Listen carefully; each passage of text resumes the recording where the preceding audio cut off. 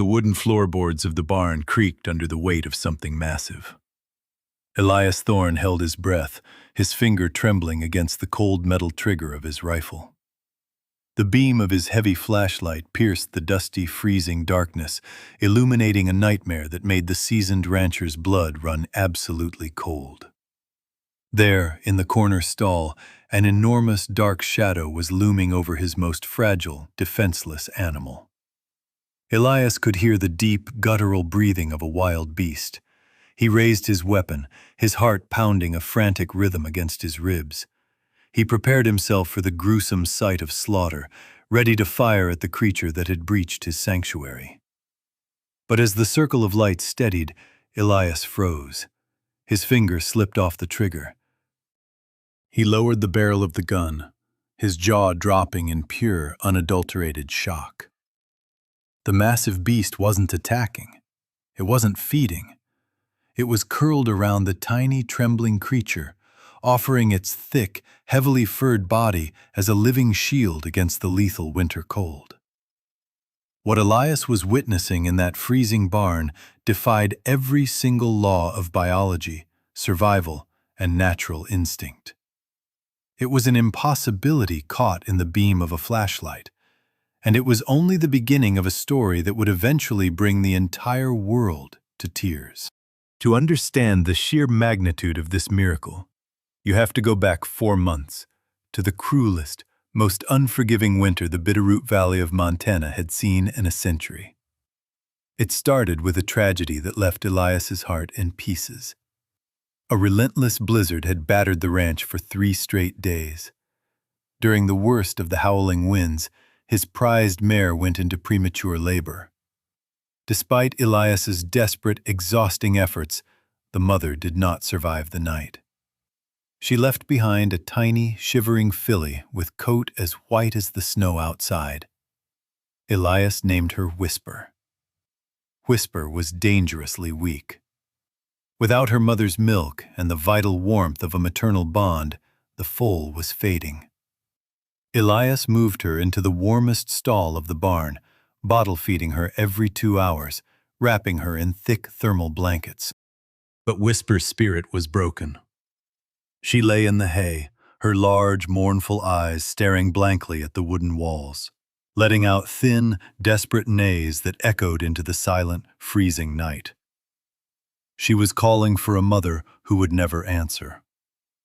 Miles away, high in the treacherous, snow-choked peaks of the Rockies, another tragedy was unfolding. A yearling grizzly bear cub was wandering blindly through the frozen pines. An early spring avalanche had swept his mother away, leaving the young cub entirely alone before he had learned how to properly hunt or survive the brutal elements. Starving, freezing, and driven by the blinding, primal panic of an orphaned child, the young grizzly descended from the mountains.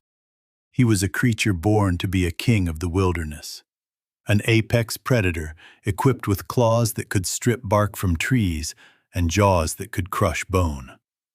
But in that moment, he was nothing more than a terrified, freezing baby, searching for any desperate shred of warmth in a world made of ice.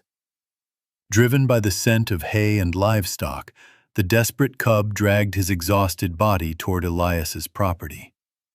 He slipped through a broken slat in the back of the aging barn, seeking a quiet place to close his eyes, perhaps for the very last time.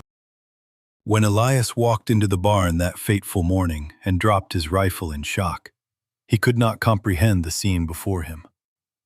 The yearling grizzly, whom Elias would later name Coda, was sleeping deeply, his thick, dark brown fur completely intertwined with Whisper's fragile, snowy white coat. The foal, an animal whose entire evolutionary history was hardwired to flee in terror from the scent of a bear, was resting her delicate chin squarely on the grizzly's massive, heavily clawed paw. Elias stood frozen in time. The predator and the prey. The killer and the victim. They had found each other in the dark, and instead of blood, there was only a profound, breathtaking peace. Whisper had stopped her mournful crying. Coda had stopped shivering, Two orphans, abandoned by the harshness of nature, had formed an invisible, unbreakable pact to survive together. Over the next few months, Elias decided to let the impossible happen. He kept the barn doors securely locked, shielding their secret from the terrified neighbors and strict wildlife authorities. What he witnessed daily left him speechless. Coda, despite his rapidly growing size and predatory instincts, treated Whisper with a tenderness that shattered every textbook definition of wild animal behavior. When Elias brought buckets of warm oats and sweet feed for the foal, Coda, an opportunistic omnivore, would gently eat from the exact same trough. They shared everything. When the barn grew agonizingly cold, Coda would forcefully nudge Whisper into the corner, using his massive body to block the draft, curling around her like a protective fortress. The most astonishing moments occurred during the day, when Elias allowed them out into the secure, high-fenced paddock. Coda would lumber through the snow, and Whisper would prance playfully around him. When the foal stumbled, the bear would pause, looking back with amber eyes full of deep, soulful patience. He would gently groom her mane with his massive, rough tongue, a behavior grizzlies strictly reserved for their own kin. Dr. Sarah Higgins, a renowned wildlife biologist who Elias eventually trusted with his secret, wept when she observed them from the farmhouse window. "This goes beyond science," she whispered, her voice trembling. "That bear possesses the physical power to snap her neck in a single heartbeat. But he is actively choosing mercy. He is choosing love over instinct. He is raising her." But the beautiful, suspended reality of the ranch could not last forever. Nature operates on a ticking clock, and Coda was growing at an explosive, terrifying rate. By his second year, Coda was no longer a desperate cub. He was a breathtaking, 800-pound titan of the mountains. When he stood on his hind legs, he towered over 9 feet tall. His claws were the length of hunting knives. Whisper had grown into a stunning, elegant adult mare, but beside Coda, she looked impossibly fragile. Rumors began to spread through the valley. A delivery driver had spotted the massive grizzly pacing the fence line alongside the white horse. Panic ignited among the local ranchers. A predator of that magnitude could not be kept as a pet. It was a lethal threat to the entire community. Within days, the State Department of Fish and Wildlife arrived at Elias's gates with a fleet of trucks, tranquilizer rifles, and a steel transport cage. The law was absolute. Wild apex predators must remain wild. Coda had to be relocated to a deep wilderness reserve, hundreds of miles away near the Canadian border. Elias fought them. He pleaded, he argued, he threatened to hire lawyers. But deep down, looking at the sheer, overwhelming size of the bear, he knew they were right. Coda belonged to the wild. The morning of the separation was a soul-shattering tragedy. When the wildlife officers raised the tranquilizer dart, Whisper panicked. She galloped frantically around the paddock, trying to position her body between the men and the bear. Coda stood his ground, letting out a deep, warning roar that shook the very earth. But he never once showed aggression toward the horse. When the dart finally found its mark, Coda's massive legs buckled. He collapsed softly into the snow. Whisper rushed to his side, nudging his heavy, unconscious head with her velvet nose, letting out a series of high, desperate whinnies that haunted Elias's dreams for years. As the heavy steel doors of the transport crate slammed shut, severing their bond, the silence that fell over the ranch was suffocating. Coda was driven away into the mountains. Whisper stood at the fence line, refusing to eat, staring at the exact spot where the truck had disappeared. For weeks, The white mare fell into a deep, heavy depression. The miracle was over. The harsh reality of nature had finally won. 3 long years passed. The bitter winters came and went. Whisper healed, growing into a magnificent, strong mare, but Elias always noticed that she still slept in the far corner of the barn, right where a massive shadow used to keep her warm. It was a moonless night in late November when the unthinkable happened. A severe drought had driven the wildlife down from the mountains earlier than usual. A desperate, starving pack of timber wolves, 6 heavily muscled, ruthless hunters, breached the aging perimeter fence of Elias's ranch. They bypassed the cattle, drawn instead to the scent of the solitary white horse in the outer pasture.